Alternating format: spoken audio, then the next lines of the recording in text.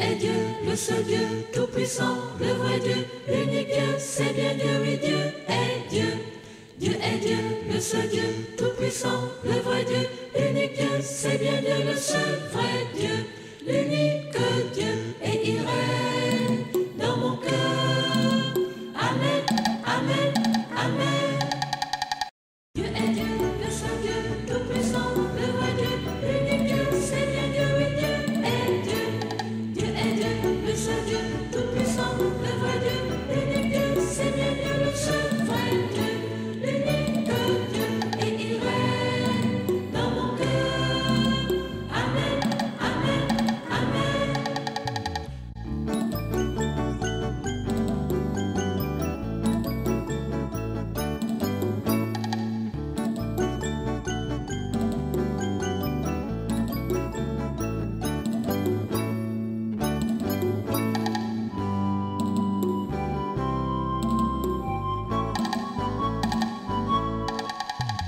Dieu est Dieu, le seul Dieu, tout-puissant, le vrai Dieu, l'unique Dieu, c'est bien Dieu, oui, Dieu est Dieu.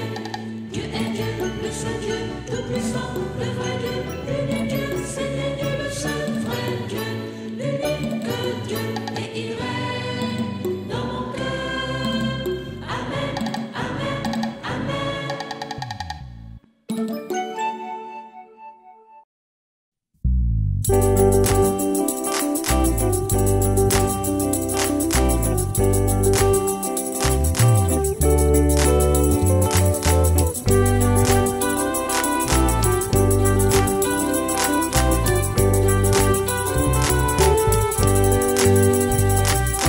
Comme tu es beau sur ton trône, toi le lion de Juda, roi puissant et prince de la paix.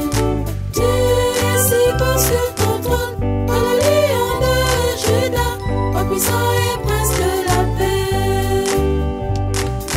Tu es le Dieu immortel, ton royaume s'étend jusqu'à nous, car ton règne n'a pas de fin. Tu es le Dieu immortel, ton royaume s'étend jusqu'à nous, et ton règne n'a pas de fin. Amen, amen, amen, amen, amen, amen, amen, amen. Comme tu es beau sur ton trône, toi le lion de Juda, roi puissant et prince de la paix. Tu es si beau sur ton trône, toi le lion de Juda, roi puissant et prince de la paix. Tu es le Dieu immortel, ton royaume s'étend jusqu'à nous, car ton règne n'a pas de fin. Tu es le Dieu immortel, ton royaume s'étend jusqu'à nous, et ton règne n'a pas de fin. Amen, Amen. amen, amen, amen, amen, Amen. amen, amen, amen. Comme tu es beau sur ton trône, toi le lion de Juda, roi puissant et prince de la paix. Tu es si beau sur ton trône, toi le lion de Juda, roi puissant et prince de la paix. Tu es le Dieu immortel, ton royaume s'étend jusqu'à nous, à ton règne n'a pas de fin. Tu es le Dieu immortel, ton royaume s'étend jusqu'à nous, et ton règne n'a pas de fin. Amen, Amen. amen, amen, amen, amen, Amen. amen, amen,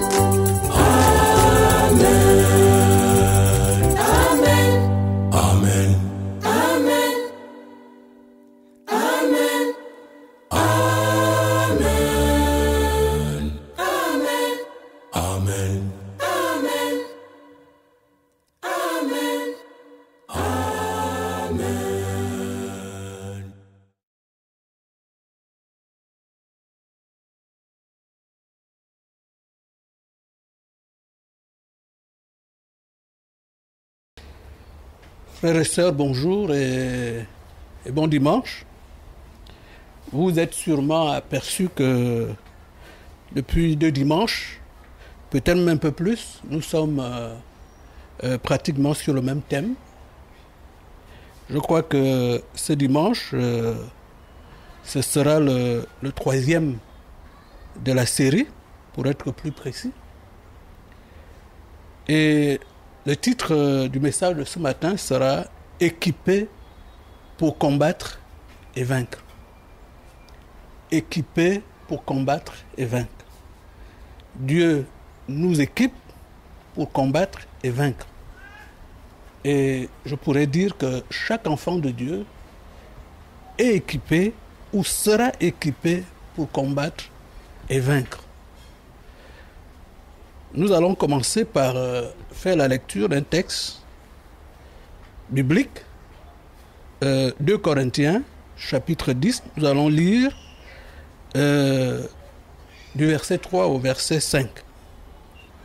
Si nous marchons dans la chair, nous ne combattons pas selon la chair. Car les armes avec lesquelles nous combattons ne sont pas charnelles, mais elles sont puissantes par la vertu de Dieu pour renverser les forteresses. Verset 5. Nous renversons les raisonnements et toute hauteur qui s'élève contre la connaissance de Dieu et nous amenons toute pensée captive à l'obéissance à Christ. C'est donc, comme je disais, un texte du livre de Corinthiens, c'est une lettre que l'apôtre Paul a adressée à l'église de Corinthe. Et donc, ce qui est dit ici, bien entendu, vaut pour nous ce matin. C'est un rappel que le Seigneur m'a mis à cœur de faire à nous tous, de rappeler à nous tous. Alors, c'est quoi cette marche dont il est question dans ce texte? Cette marche qui nous équipe des armes puissantes, une puissance qui permet de renverser les forteresses et toute hauteur qui s'élève contre Dieu. Ce qui est clair à la lecture de ce texte, c'est qu'il ne s'agit pas des armes charnelles, qu'il ne s'agit pas d'une marche ou d'un combat selon la chair. Frères et sœurs, il n'y a que la Bible pour expliquer la Bible. Voilà pourquoi nous devons continuer à chercher, nous allons continuer à chercher pour mieux répondre à cette question. C'est quoi cette marche qui nous équipe des armes puissantes capables de nous amener à renverser des forteresses et toute hauteur qui s'élève contre Dieu? Galates chapitre 5, le verset 16 dit ceci: « Je dis donc, marchez selon l'esprit et vous n'accomplirez pas les désirs de la chair. » Cette marche, vous l'avez compris, c'est donc une marche selon l'esprit, une marche selon le Saint-Esprit. Le Saint-Esprit que Jésus a promis à ses disciples. Comme nous le voyons dans ce qui est rapporté, ces paroles, les paroles de Jésus qui sont rapportées dans le livre des Actes des Apôtres, chapitre 1, le verset 8. Mais vous, c'est Jésus qui parle, mais vous recevrez une puissance, le Saint-Esprit survenant sur vous, et vous serez mes témoins à Jérusalem, dans toute la Judée, dans la Samarie et jusqu'aux extrémités de la terre. Posons-nous maintenant la question de savoir comment se fait cette marche au quotidien, de façon pratique, cette marche selon l'esprit. J'ai trouvé la réponse dans le livre de Philippiens. Philippiens chapitre 4. Nous allons lire les versets 8 et 9. C'est encore une lettre de l'apôtre Paul, un message envoyé à l'église de Philippe, aux Philippiens. C'est donc poussé par le Saint-Esprit que ces paroles ont été écrites. Enfin, frères, nourrissez vos pensées de tout ce qui est vrai, noble, juste, pur, digne d'amour ou d'approbation, de tout ce qui mérite le respect et louange. Ce que vous avez appris et reçu de moi, ce que vous m'avez entendu dire et vu, mettez-le en pratique. Alors le Dieu qui donne la paix sera avec vous. Nous avons lu, nourrissez vos pensées. Chaque jour, nourrissez vos pensées. Cela ne rappelle-t-il pas les paroles de Jésus? Ces paroles où Jésus dit, je suis le pain de vie. Le pain dont nous, enfants de Dieu, nous devons nous nourrir. Ou encore quand il dit, celui qui boit l'eau que je lui donnerai n'aura plus soif. Il s'agit donc de nourriture. Ce texte aussi, nous avons lu qu'il est écrit que tout ce qui est vrai,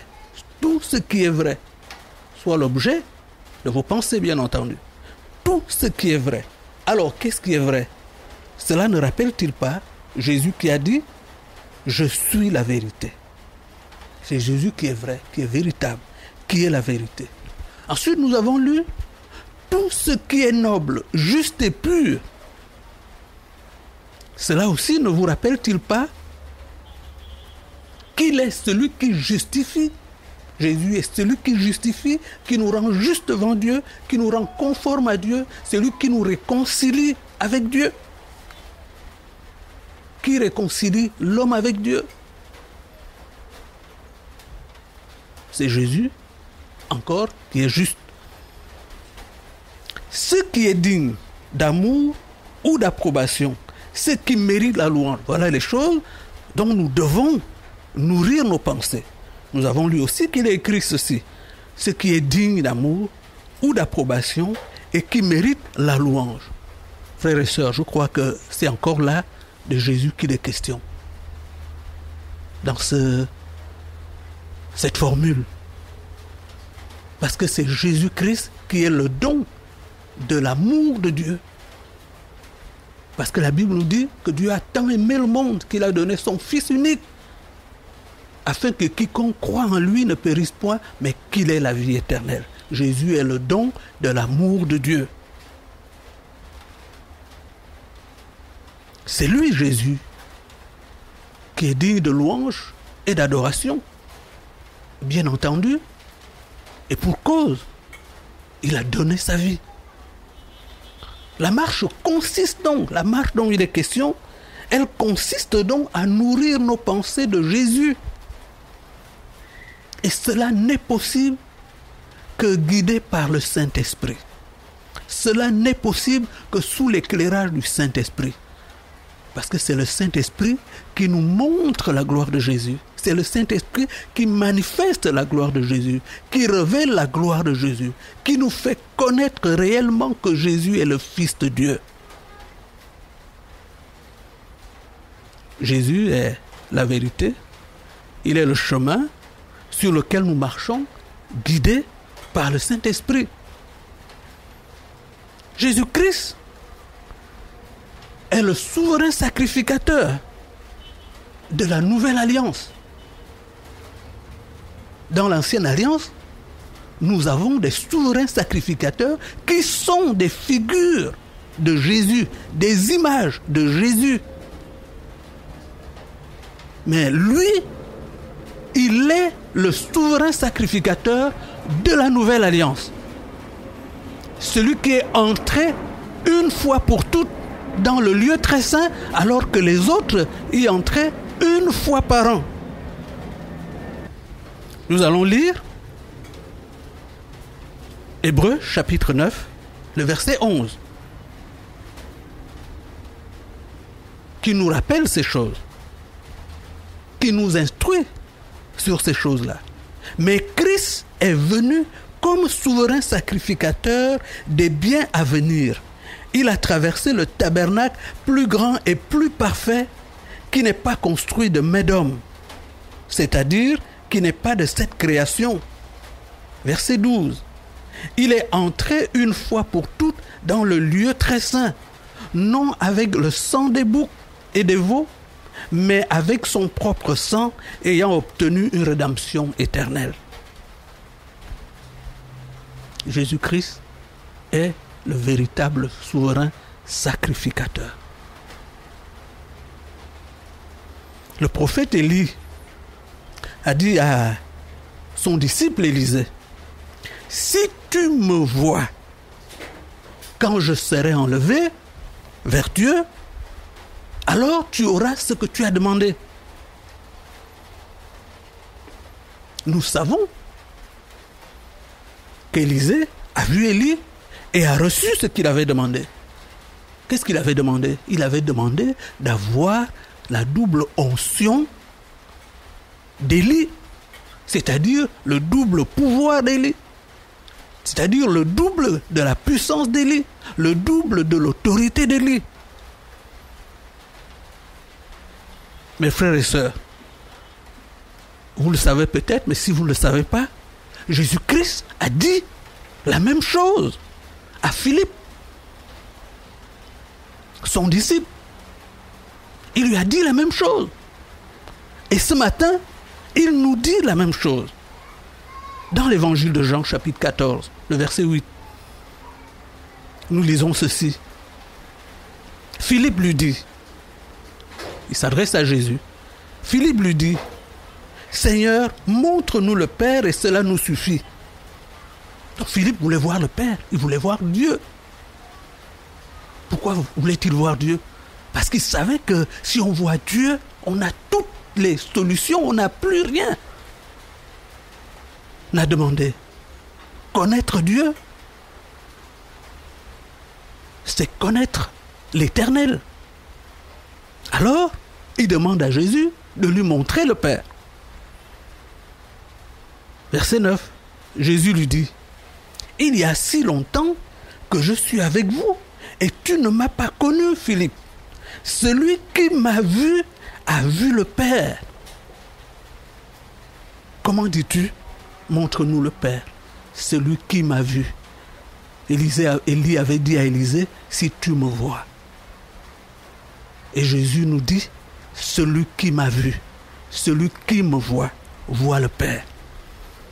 Lorsqu'on voit Jésus, qu'est-ce qu'on voit? Lorsqu'on parvient là où Jésus est, que voit-on? Frères et sœurs, rappelez-vous, je vous disais la dernière fois, que lorsqu'on croit en Jésus, lorsqu'on se laisse guider par lui, il nous transporte dans le lieu très saint. Il nous transporte dans le lieu qui est la source de tout ce qui existe. Le lieu où tout est possible. Comprenez-vous maintenant pourquoi il est écrit que tout est possible à celui qui croit? Il s'agit, frères et sœurs, d'un mouvement de foi. Un mouvement de foi. La Bible nous dit que nous marchons par la foi. Il s'agit donc d'une progression dans la foi, d'un progrès dans la foi. Ce progrès s'opère lorsqu'on s'applique à obéir et croire en Christ. On parvient alors en esprit, en fixant notre souverain sacrificateur céleste, notre souverain prêtre, souverain adorateur de Dieu. On arrive alors par la foi dans le lieu très saint, devant le trône de Dieu.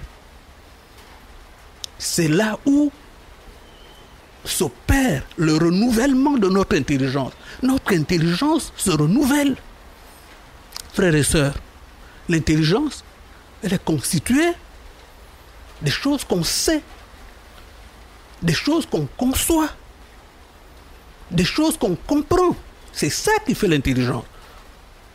Lorsqu'on comprend une nouvelle chose, on ne devient plus intelligent. Vous êtes d'accord avec moi?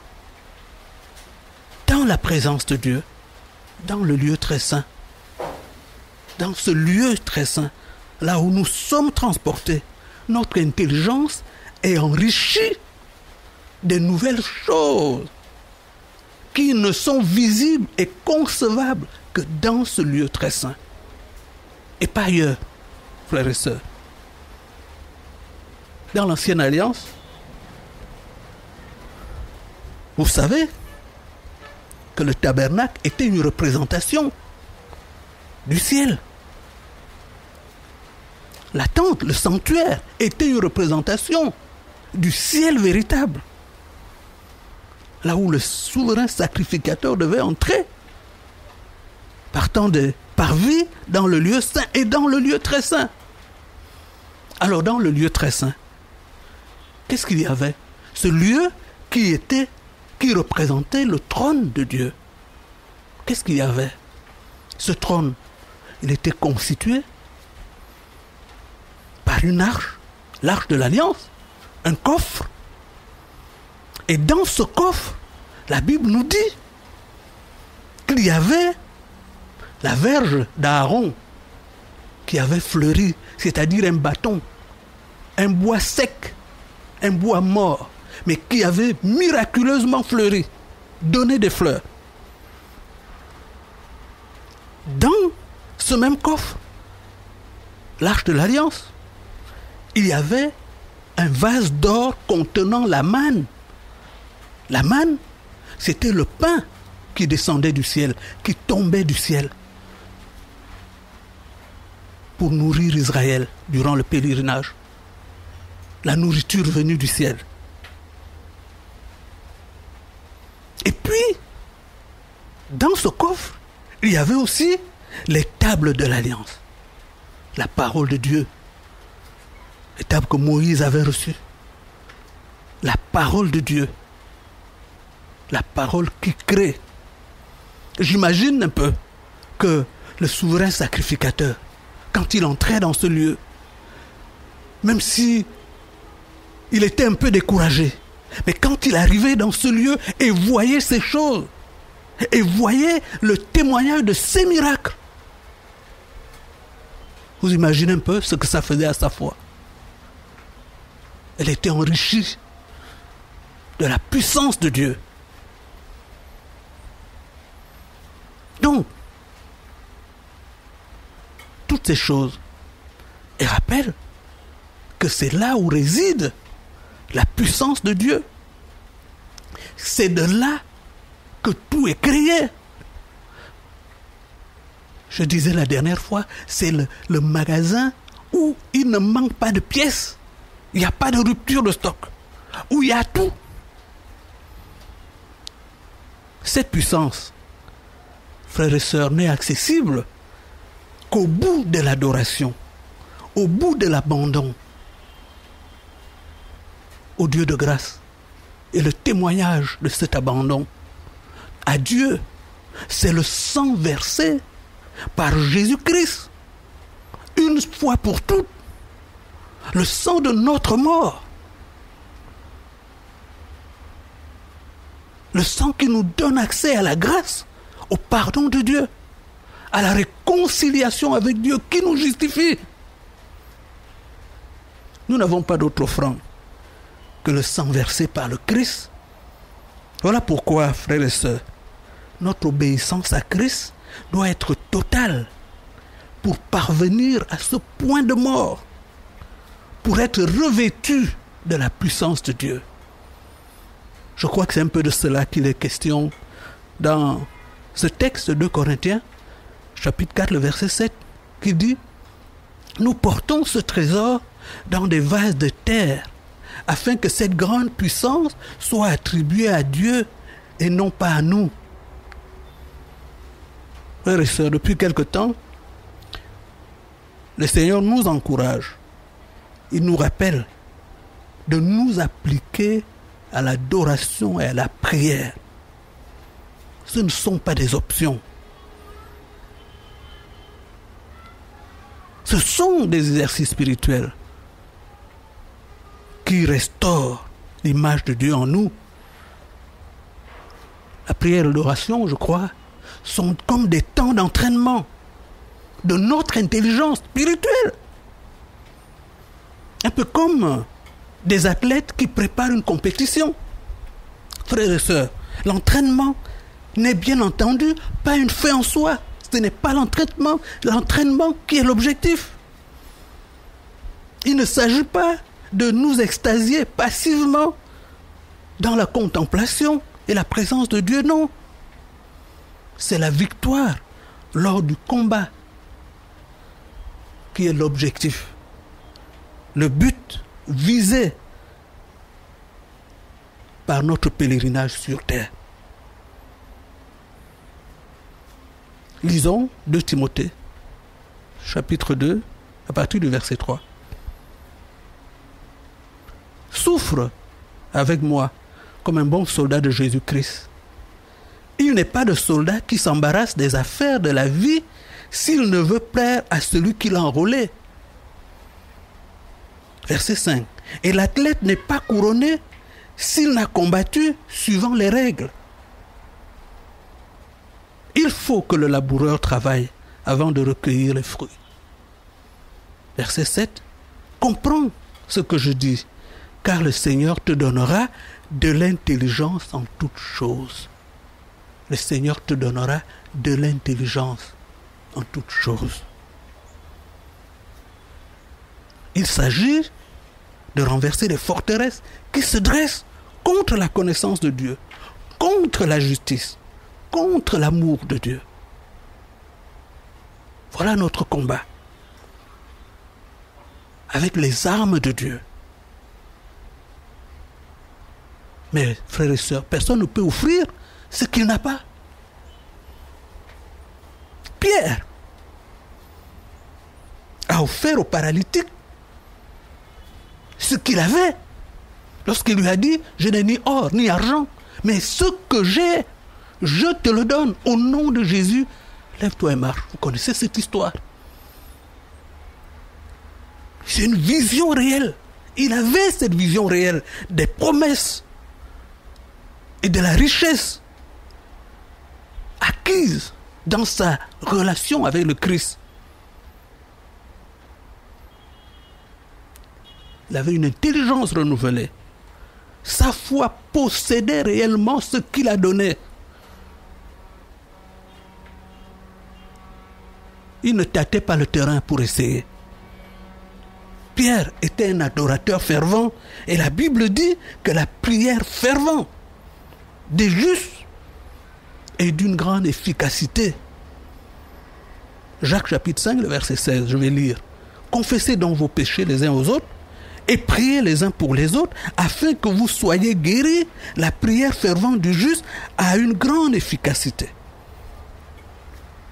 Il y a des gens qui manquent de ferveur, qui manquent de zèle, qui manquent de passion pour Dieu. Ils sont alors un peu comme des athlètes qui manquent d'entraînement. Vous savez que même si on est un grand athlète, si on manque d'entraînement, on n'est pas efficace.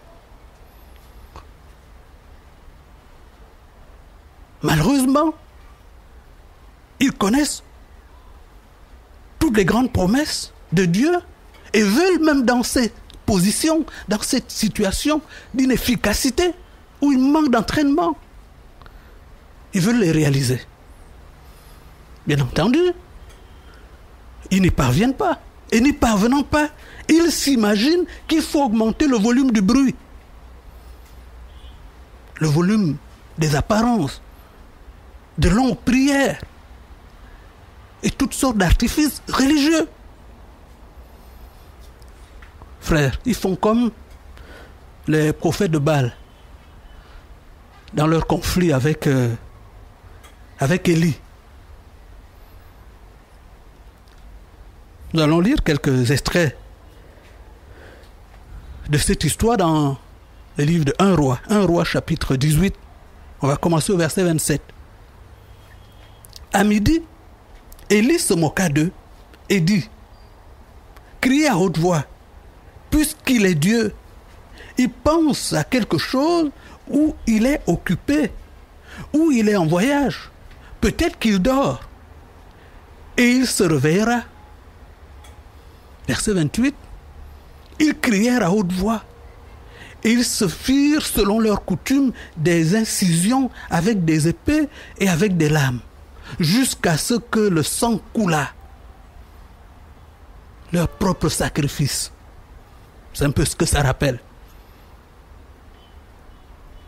Verset 29.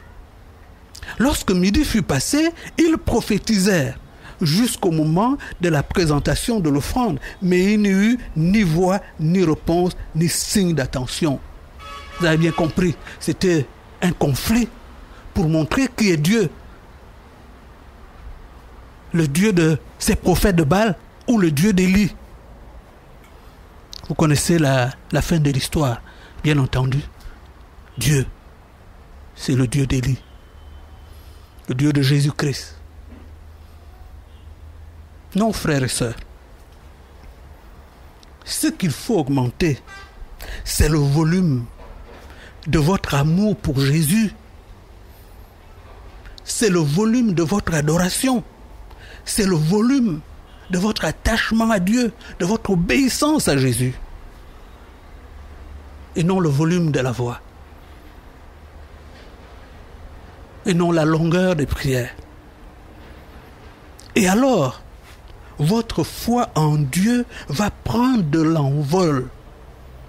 Parce que c'est de cela qu'il est question dans le livre d'Ésaïe. Ésaïe 40, le verset 31. Votre foi va prendre de l'envol quand vous augmentez le volume de l'adoration. Mais ceux qui se confient en l'Éternel renouvellent leur force. Ils prennent le vol comme les aigles. Ils courent et ne se lassent point. Ils marchent et ne se fatiguent point. C'est là qu'était David. Vous vous souvenez lorsque David a combattu contre Goliath? Vous vous souvenez de sa déclaration? Quand il a fait ses déclarations, c'est à ce niveau qu'il était.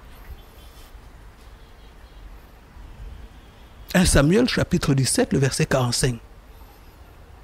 David dit aux Philistins, « Tu marches contre moi avec l'épée, la lame et le javelot, et moi je marche contre toi au nom de l'Éternel, des armées, le Dieu d'Israël que tu as insulté. » Verset 46. « Aujourd'hui l'Éternel te livrera entre mes mains, je t'abattrai, je te couperai la tête. Aujourd'hui, je donnerai les cadavres du camp des Philistins aux oiseaux du ciel et aux animaux de la terre. Et toute la terre saura qu'Israël a un Dieu. » Verset 47. « Et toute cette multitude saura que ce n'est ni par l'épée, ni par la lance que l'Éternel sauve. » Vous avez bien entendu? Car la victoire appartient à l'Éternel. Et il vous livre entre nos mains. La victoire appartient à l'Éternel. Si donc tu te trouves là où se trouve l'Éternel, tu comprends d'où viendra la victoire. Tu comprends d'où viendra la victoire. C'est aussi là qu'était parvenu Pierre lorsqu'il a dit au paralytique, au nom de Jésus, lève-toi et marche. C'est quelque chose qui était à la portée de sa foi. Dans la ligne de mire de sa foi. La ligne de mire, j'ai appris un peu à tirer. Durant mon séjour à l'armée.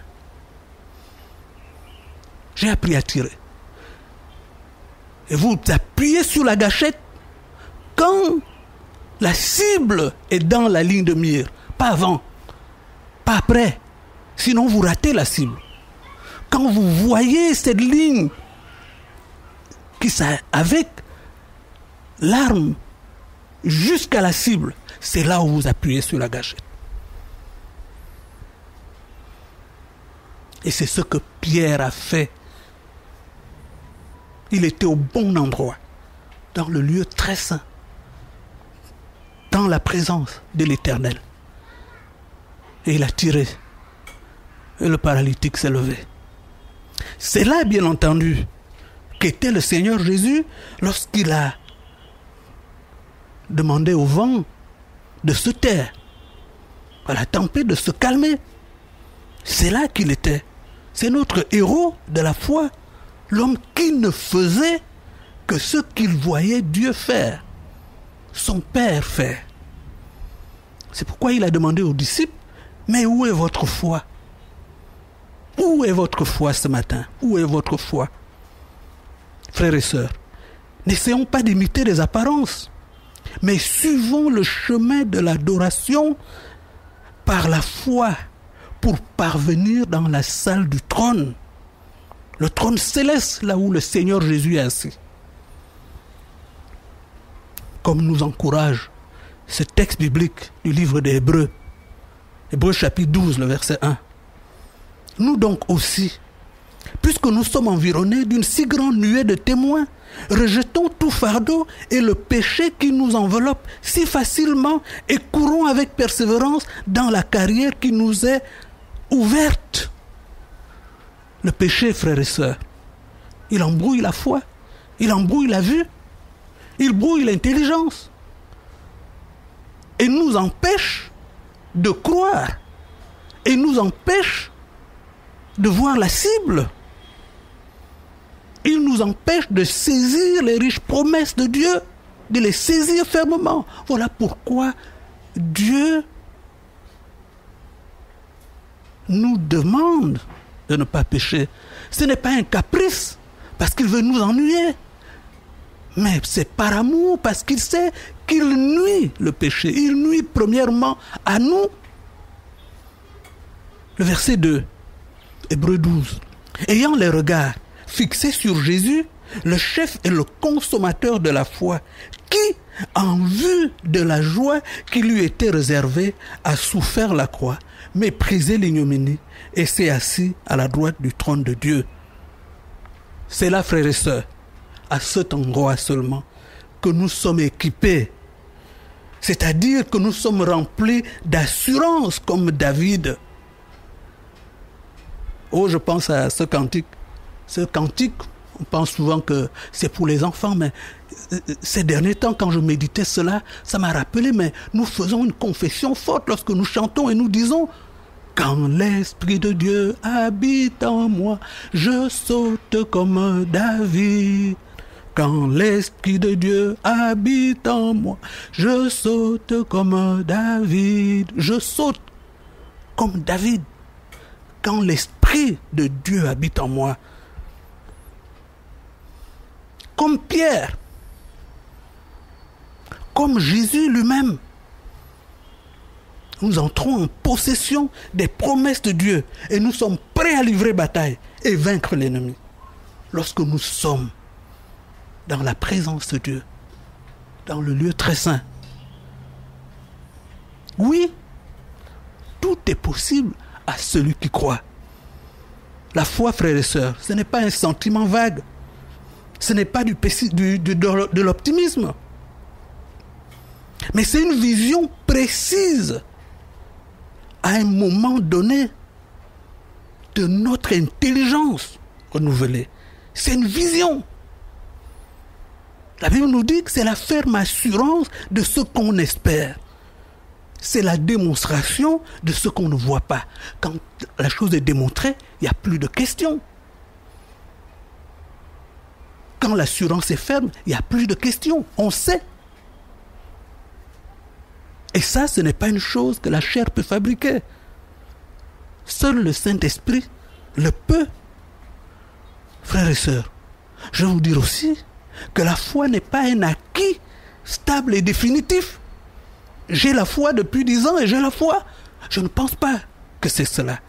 La foi, c'est un état spirituel en mouvement. En mouvement. Quand l'apôtre Paul disait qu'il court vers le but pour emporter le prix de la vocation céleste, cette course dans laquelle il était engagé, frères et sœurs, c'est la marche par la foi, dont il parle par ailleurs en disant, je l'ai déjà dit, nous marchons par la foi et non par la vue. Ou encore, lorsqu'il interpelle les Philippiens, en disant au point où nous sommes rendus, soyez mes imitateurs. Marchons des mêmes pas. Soyez mes imitateurs. Frères et sœurs, il est question d'imiter le modèle de foi. Notre foi doit progresser. Notre foi doit progresser. Il peut arriver qu'aujourd'hui, certaines choses ne soient pas à la portée de notre foi. Frères et sœurs, ce n'est pas une raison pour se décourager. Au contraire, courons, prions et adorons Dieu pour que demain, elle le soit. Pour que ces choses soient à la portée de notre foi. Si vous voulez saisir quelque chose et vous vous rendez compte que c'est éloigné, que vous ne pouvez pas, en tendant votre main, toucher, vous faites quoi? Vous vous levez et vous marchez pour saisir cette chose. Ou bien, quand vous réglez le fusil, vous réglez, ça prend un peu de temps jusqu'à ce que le réglage soit bon et vous tirez. Le Seigneur va équiper notre foi. Il veut équiper notre foi. Il veut nous équiper pour combattre et vaincre. La Bible elle-même nous dit que Jésus-Christ croissait en sagesse et en stature. En sagesse, en stature et en grâce. Frères et sœurs, est-ce que Dieu croît? Est-ce que Dieu grandit? Parce que dit Jésus-Christ croissait. Est-ce que Dieu grandit? Pour aller où? Il va grandir pour aller où? Puisque Dieu est Dieu. Non, frères et sœurs, Dieu ne grandit pas. Il est grand, tout simplement. Dieu est Dieu. C'est pour nous guider vers lui-même que Dieu a accepté l'humiliation de se revêtir de notre humanité qui, elle, a besoin de grandir. Il a appris l'obéissance pour nous montrer le chemin qui mène l'homme à Dieu. Si nous courons à sa suite, si nous courons, si nous adorons, nous prions, la Bible nous encourage à nous exercer à la piété. Si nous courons, ce qui n'est pas à notre portée aujourd'hui, le sera demain. Quand nous verrons comme Dieu voit. Nous avons une vocation céleste à accomplir sur terre.